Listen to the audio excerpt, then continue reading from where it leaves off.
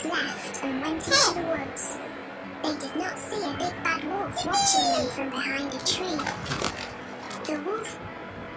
The three little pigs met a man with some straw. The first little pig asked the man if he could have some.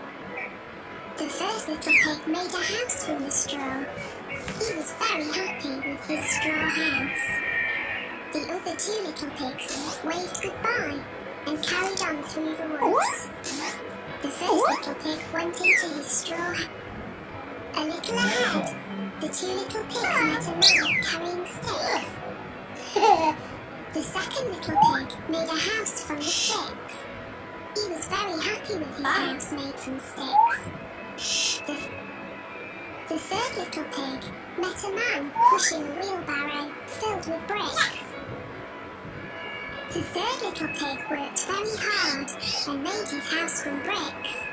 He was very happy with his house made from bricks. He wanted his house to be stronger than the other two.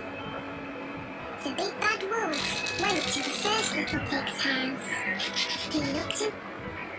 The big bad wolf huffed and puffed. He blew the house made from straw away. The big bad wolf went to the second little pig's stick house. He looked inside and saw the two little pigs. He knocked on the door. The big bad wolf huffed and puffed. He blew the big bad wolf went to the third little pig's house. He looked in the window and knocked on the door. The big bad wolf huffed and puffed, but he could not blow the house made from bricks away. The brick house was too strong for them all.